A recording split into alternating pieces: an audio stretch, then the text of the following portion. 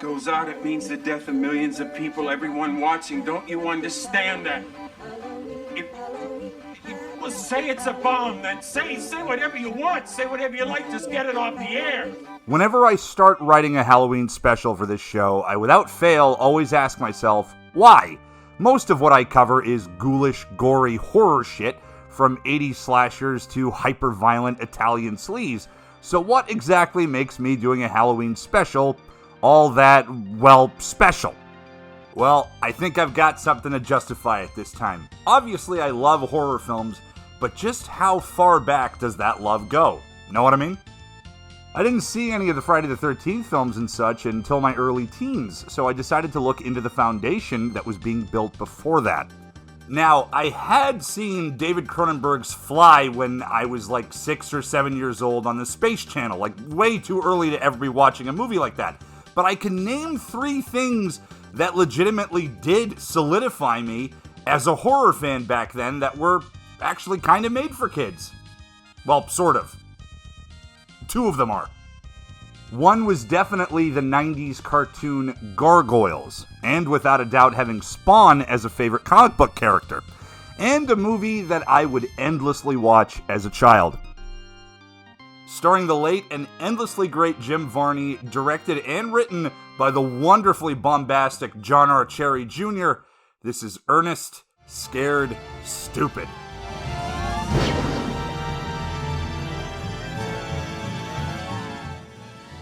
Now, before I can even begin to cover this film, we must go back even further, to the genesis of one Ernest P. Worrell.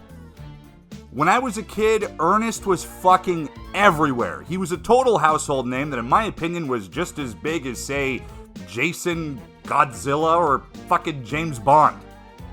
Buddy had a long stretch of films where he gets into uniquely themed hijinks adventures each time, like going to the Slammer, working at a summer camp and dealing with Lyle Destroyer Alzado, and even saving Christmas. Hey Vern! He even had a damn TV show. Ernest as a character goes all the way back to the early 80s, specifically 1983 in John Cherry's Know What I Mean? Hey Vern, it's my family album. God, my Ernest just sounds like Gary Busey. It's a short direct-to-video release featuring a whole bunch of sketches with Jim Varney not only as this Ernest P. Worrell character, but other characters as well. Then he would appear once again in 1985 with his theatrical debut. Not the starring character, but is still included as a character in John R. Cherry's Dr. Otto and the Riddle of Steel. I completely forgot. Dr. Otto and the Riddle of the Gloom Beam. Then he would have his leading man debut in 1987 when he went to camp, and the rest is history. Fucking skyrocket. It was Ernest Mania. I'm telling you. Ernest Scared Stupid tells the story of Trantor, an evil troll that steals children and turns them into fucking creepy little wood carvings for his collection. Back in the old-timey days of prospectors and gold in them hills, the troll is finally captured, and it just so happens to be an ancestor of Ernest P. Worrell. Trantor puts a curse on the Worrell family bloodline that every generation of Worrells would become stupider and stupider and stupider.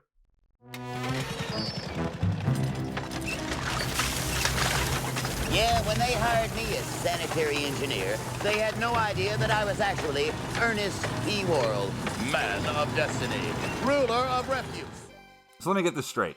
This movie basically explains that Ernest is the lovable doofus that we've all come to adore because an evil troll motherfucker put a curse of stupidity on his entire bloodline so that he would eventually be the dumbest Worrell. This is top-tier character lore. Ernest works in sanitation for the town with his trusty doggo sidekick Rimshot. Oh man, I forgot how fucking adorable Rimshot was.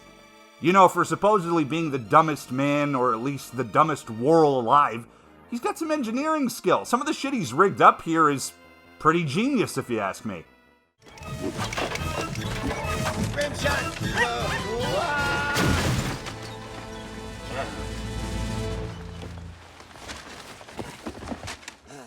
Well, I guess he forgot to carry the 3 there. Ernest has to go clean up old lady Hackmore's front lawn, which has been deemed unsanitary by the state, but she's got this reputation as the bad bitch witchy woman, and no one really wants to mess with her, including Ernest. Can you really blame the townsfolk, though? It's Eartha Kitt. Just try telling her what to do. I want to be evil, I want to be mad, but more than that, I want to be bad. Upon meeting Ernest, Hackmore instantly knows that he's related to the same man that locked that butthole of a troll up years and years ago, and with her witchy intuition, knows that he'll unearth the troll somehow, and does her best to convince him to leave town. Ernest, of course, does the opposite. See, some of the kids in town really look up to Ernest, and one comes to him for advice about dealing with this real dickweed of a local bully that wrecked the haunted house that him and his buds were building. Okay, I need to halt the movie here entirely. Ernest goes into this spiel about the Ottoman Empire and proceeds to play several entirely different characters, and it's amazing. I truly do miss Jim Varney so much. Watch this shit. Ernest, what does that have to do with me? I'm glad you asked. It was a dark night in Lower Botswana. Giant boola flies droned in the still air. Then it came, the screeching war cry of the Ottoman horde. Ah! We're the Ottomans, and you're not. You're in a world of it now, pal. Oh my, I'm afraid. Sure, I'm scared. Everybody in Botswana is scared. It looks like curtains. This place is just screaming for Drake. Don't worry about the Ottomans. They're just wusses. They're all talk. I knew an Ottoman Eagle Scout. He got a merit badge in wholesale slaughter. Ah! Come on, Ottomans. Take a piece of me. What we need is the high ground. The high ground is no good without trees. Britons, Romans, Botswanians, lend me your trees. There ain't no trees in Botswana. I know. I am a Botswanian lumberjack, and I ain't never had a job. We need dress shield. You need the high ground to keep away from us. Cause we're the Ottomans. Ah! Ernest, I know what we need is a treehouse. I thought we needed dress shield.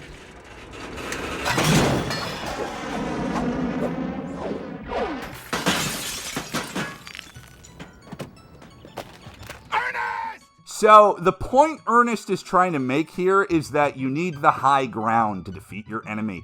And to do that, you need one bitchin' tree for it.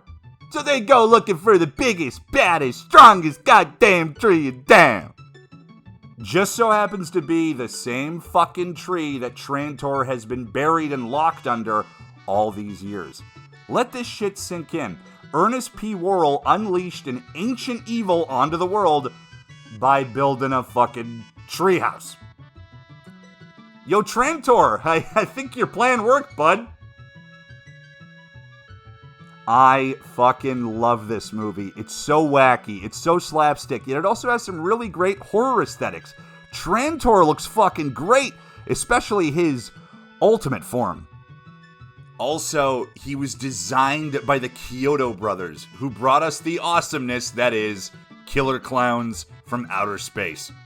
This flick also has one of the most memorable opening credit sequences ever. I mean, if this doesn't get your cynical butt into the Halloween spirit, I don't know what will.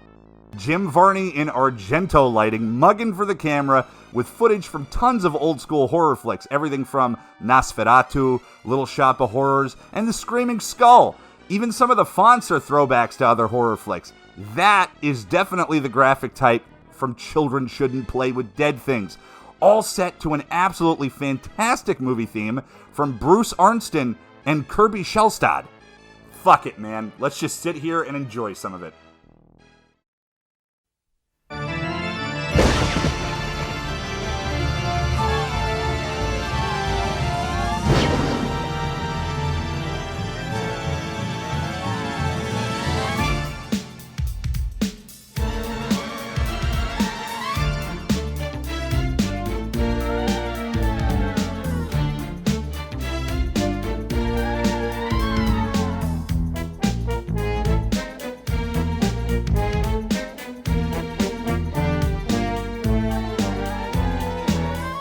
Now that we're all in the goddamn Halloween spirit, and I've shared with you my favorite movie to watch during the spooky season when I was a children of the corn, I'm curious, what were other folks' go-tos during October from when they were just creepy little evil kids? Well, there they are now. Lichens and giant blobs, Belials and ghoulies of all ages. It's the special guest, trick-or-treaters.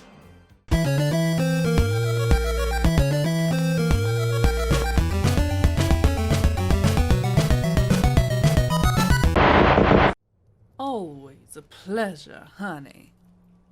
For me, it ain't Halloween without the classics. Children all over the world flock to the siren song that is Hocus Pocus, a tale of three sister witches who did nothing wrong versus teenage virgins meddling in things that ain't none of their business. Relatable, if you ask me.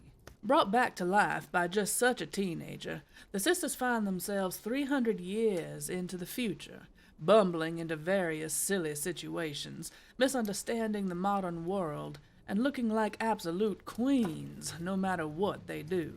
Again, relatable. It's a film that makes you love the antagonists and even root for them, even if we all know their quest for immortality will inevitably be foiled.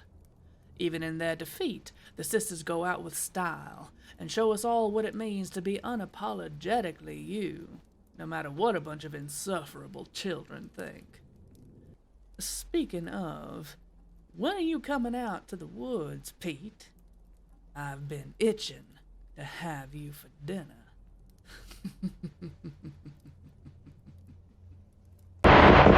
I'll tell you what one of my favorite childhood Halloween memories is. So in Canada, there's this channel called YTV, which is basically the Canadian version of Nickelodeon. And back in the 90s, every October they do this thing called Dark Night, where they'd marathon shows like Are You Afraid of the Dark?, Goosebumps, Freaky Stories, which is this Canadian anthology show that was hosted by a cockroach and a maggot. Real show, you can look it up on YouTube, I'm not joking about that. But in addition to the shows, between the shows, they'd have these little story segments featuring the YTV VJs where it told this little mini Halloween scary story of its own, which was a really clever way to get kids to keep watching because in addition to the shows, you had to keep watching to get the full story of what was going to happen to the VJs. And, you know, it's 90s Canadian kid show stuff, so when you look back on it now, it's really low budget and cheesy and janky and stuff, but so were the shows in a lot of cases, but that didn't matter when you were a kid. So every now and then, I'll get nostalgic, I'll look them up on YouTube. They even have some of the VJ stories where they, you know, you can watch them in order and get the whole thing. And that is a very, very big nostalgia hit for me and one of my fondest memories of Halloween as a kid. Okay, so I'm super late with this. I stink. Anyway, while a lot of you are probably thinking Ghostbusters, Hocus Pocus, The Addams Family, and others, I'm gonna go with something unexpected. Casper. Seriously. The movie has some really amazing CG effects, the mansion they used has an outstanding design, and the whole movie is both simultaneously wholesome and yet dark.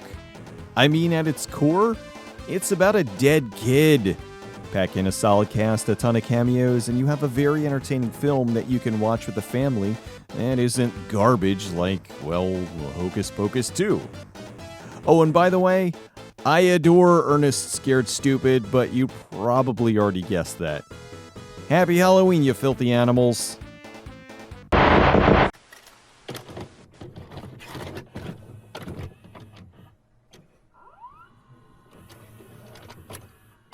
Well, shit. When Pete asked me to participate in this video, my mind was sent racing.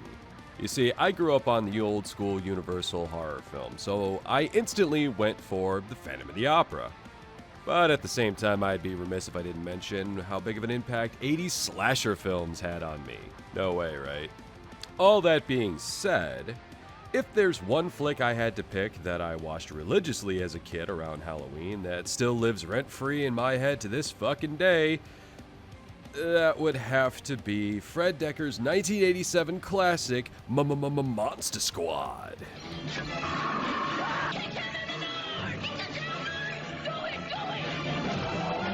Monster Squad.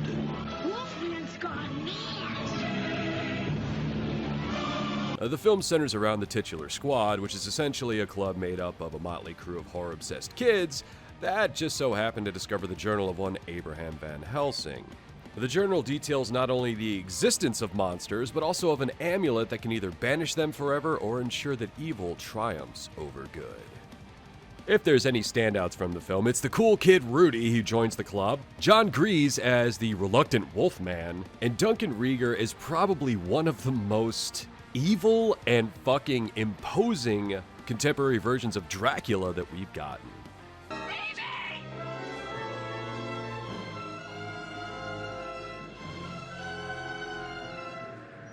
Give me the amulet, you bitch. This movie's an absolute Halloween must-watch, especially if you've never checked it out and are a fan of shows like Stranger Things or the Fear Street series. It's the perfect mix of an old-school throwback to the Universal or Hammer monster films that I grew up on, with a big heaping helping of 80s nostalgia dumped on top of it, and thanks to Shane Black's writing, it's endlessly quotable. So if you're looking for a fun, wacky throwback with a whole lot of good dialogue and some pretty intense scenes, I absolutely must insist you check out Monster Squad. See you later, Band-Aid breath. You fuckers are seriously awesome. Thanks so much for being a part of this shit. Now, let's wrap this up so we can all hurtle toward our post-Halloween hangovers. You know, from all that candy laced with tequila. Ernest Scared Stupid is seriously such a treat. I had no idea it still holds up so damn well.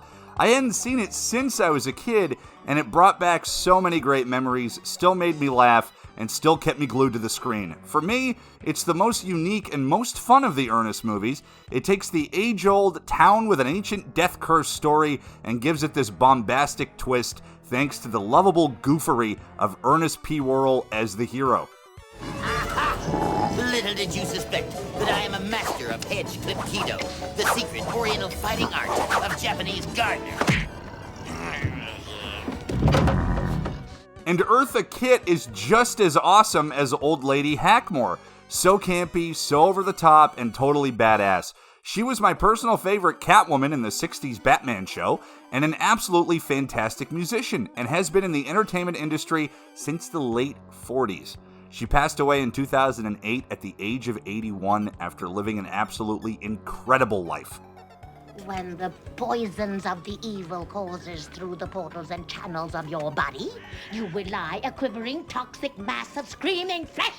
They will have to load you and the rest of this backward town on a meat wagon with a pitchfork! Jim Varney began his acting journey in the mid-70s doing TV work, slowly building a reputation for his impeccable comedic timing and impressions. Him and John Cherry III clearly took a major liking to each other, because after the short sketch comedy direct-to-video release of Hey Vern, It's My Family Album, they would go on to work together pretty damn consistently from 1983 to 1997. Besides Ernest, I also have fond memories of Varney in the Beverly Hillbillies, voicing Slinky Dog in Toy Story 1 and 2, and as the carny that swindles the Simpsons out of their home. You can't do that to me. What about the Carney Code?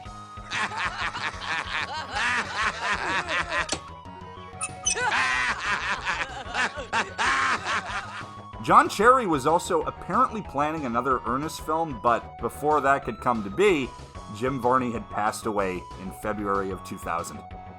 The character of Ernest P. Worrell was pretty much John Cherry's baby. Most of his filmography is Ernest stuff. He even directed every Ernest movie except for Ernest Goes to School, but even that one, he still has credit as executive producer. Cherry, unfortunately, also just passed away in May of this year, and I want to thank him for bringing us such an impactful and memorable character. I can't think of a current media icon with a comparable presence. Ernest was genuinely wholesome, funny, incredibly endearing, and had a ton of heart. Someone you could really look up to and root for, all thanks to the outstanding acting ability of Jim Varney. And for those watching that have never actually seen an Ernest film, I truly do hope that this video has inspired you to seek them out, and I hope that you have fun with them. Nothing more to say. Happy Halloween, everybody!